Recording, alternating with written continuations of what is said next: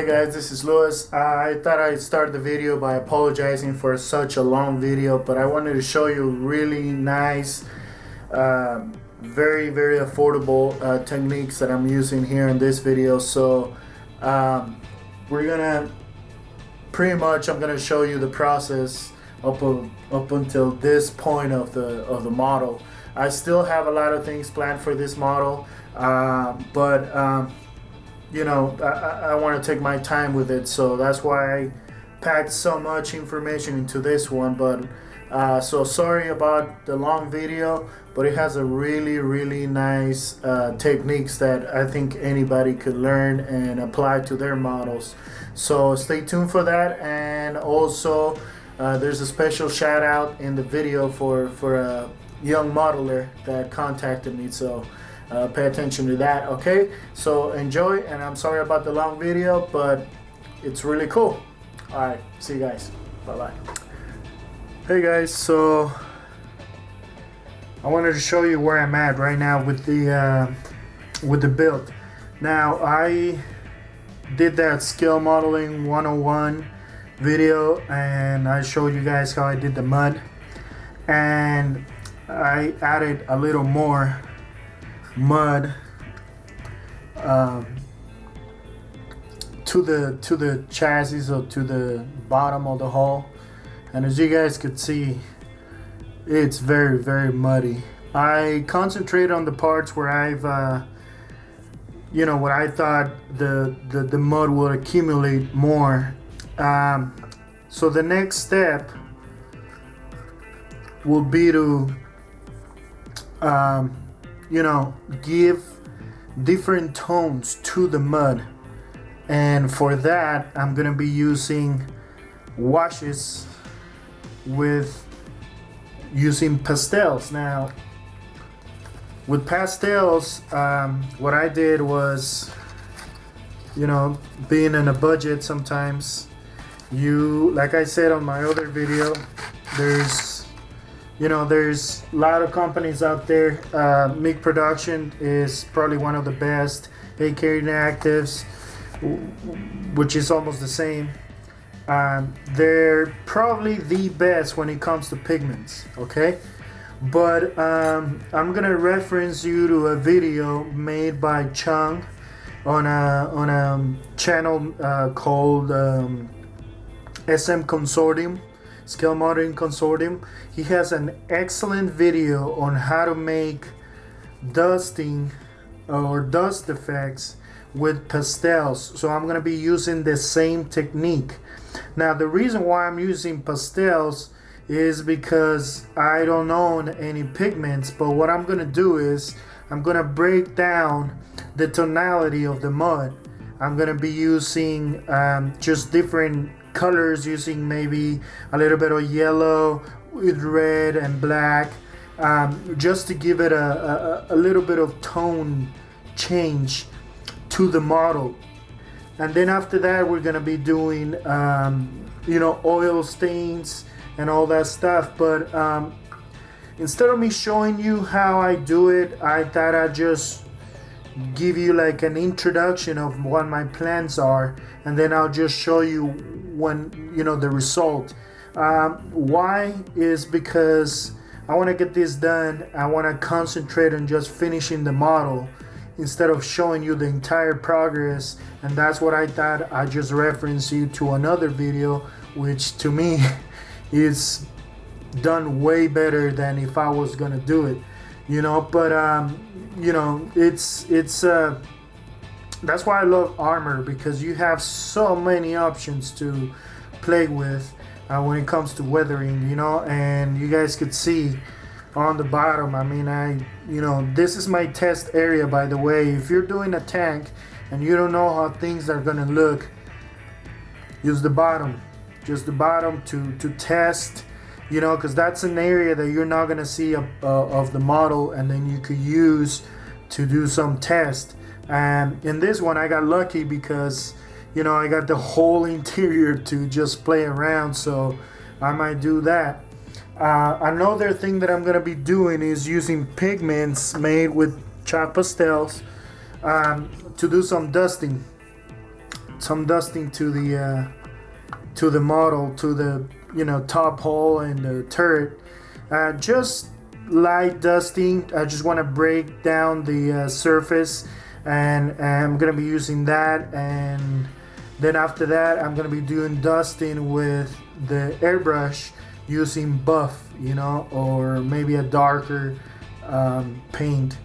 But those are my plans, guys. I'm gonna be filming this in sections, and I'm gonna be showing you the progress as I go. Okay.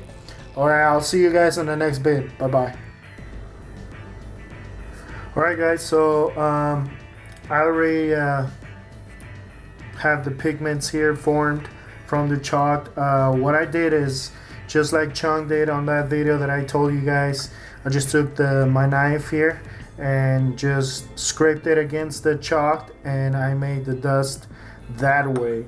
Now what I'm gonna be doing is just adding white glue, diluted glue, and that's gonna give me a mud texture, and I'm gonna be just dabbing it on different areas of the tank and giving me different tones.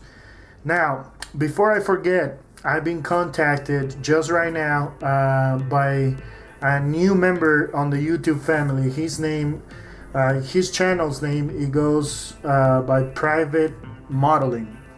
Okay, and he's just a little over 26 subscribers right now. So just go ahead and give him a shout, or go and subscribe to him, show him support. He's a young guy. He's really passionate about the hobby. He contacted me and he asked me to give him a shout out, which to me was just the whole point of my other video. So a shout out to you. Hope your channel the best for the next year, and yeah, let's just have fun, man. But I thought I'd show you guys where I was at the moment. What I'm gonna be doing is, just like I said, just adding diluted glue. Okay, and what you want to do is just add the glue, let it sit there for a while, let the pigments absorb the glue. And that way you get that paste going, and then you just dab it on the model. Okay, so I'm gonna go ahead and do that, and I'll show you guys when I'm done. Bye bye. Alright guys, before I forgot to give you guys a very, very important tip. Pastel chalk and water don't mix very well, okay? So you need some kind of substance that it's gonna help break the surface tension. When I say surface tension, meaning the pigmentation and water, they're not gonna mix together. Okay, it's kind of like when you pour, a good way to picture is if you pour a little bit of baby powder on water, and then you take a bar of soap and you stick it, you're gonna see all the powder just go to the other side. Why? Because there's tension between the surface. But if you mix it, you'll see the water and the powder just starting to mix. A good way to knowing this is just take a little bit of soap, dishwater soap, mix it with your water, and then mix it. Just drop a couple of drops on the the glue and the water and the pigmentation, and the chalk, the pastel chalk, and just mix it. And a good way to find out if it's mixing well is you give it a mix. Okay, you give it a mix, and then you let it sit. If you start seeing it that it's becoming transparent, then you need more soap. And if it's becoming solid and there's color on the water, then you're okay. That's a good way to know if you need more soap or not. Now, if you could see this is actually just washes, okay? Because I don't want to add, let me show you. I don't want to add more mud. I think this is enough mud for what I'm going for. What I'm gonna be doing is, if you could see here on the tissue, is just staining different parts of the mud. Let's do this right now. It's just staining the mud like this. Okay, that's gonna give me different tonalities. When it dries, it'll first, the baking soda is gonna suck up all the pigments, and it's just gonna place it there. But it's also gonna give me a different tonality, and these are darker than the mud that I use, because I want to represent the wet mud, you know, like I said before. So I'm gonna be doing that, but I thought I'd give you guys that advice because this is very, very important. If you don't get soap, then you're gonna see a separation of the pigments and the water. Alright guys, so here's the result. Let me zoom you in, and you guys could see the wet mud. It's taking effect. You know, you see the different tones that I've used there, and you know the baking soda represents the dry mud, and this is what I was seeing. You can see still it's fresh. I'm letting it dry.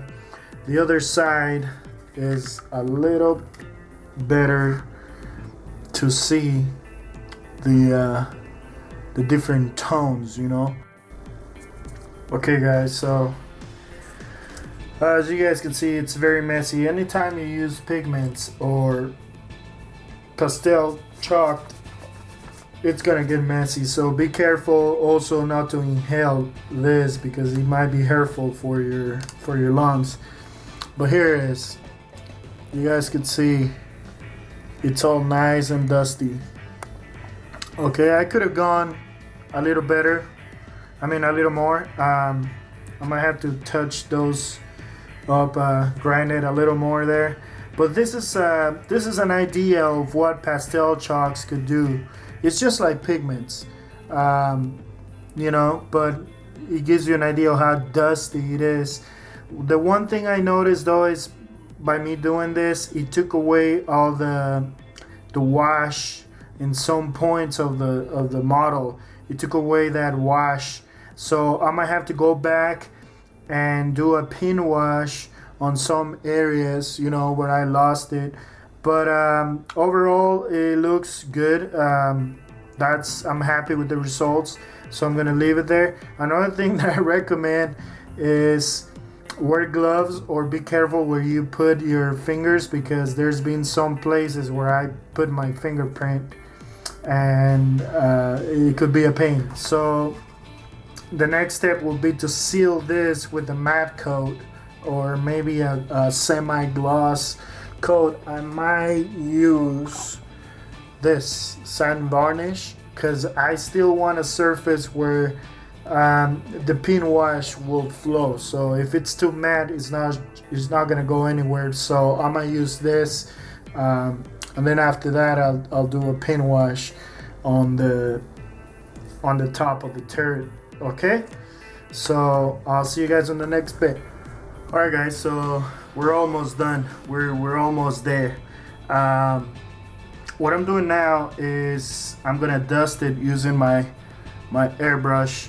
For that, what I used is dark sand from Vallejo mixed in with buff.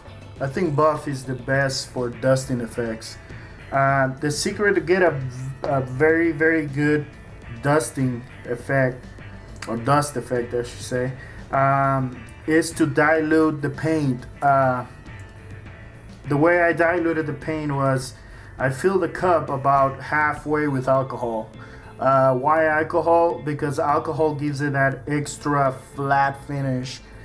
And I filled it up to about half of the cup, and then I just took a drop of this, of the Vallejo paints, and I just dipped my brush on the paint and I just put it in there. So what you're doing is pretty much a dirty wash.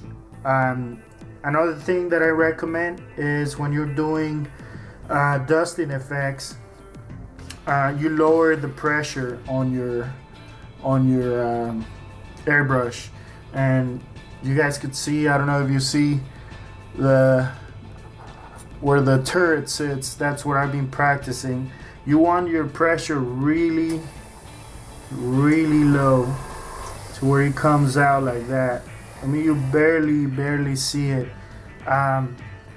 Now it's dust, so don't go too close to the model, because then the lines, you might say, they might be appearing really sharp. What we're doing here is just feathering in all the edges of the mud. Okay, so here we go.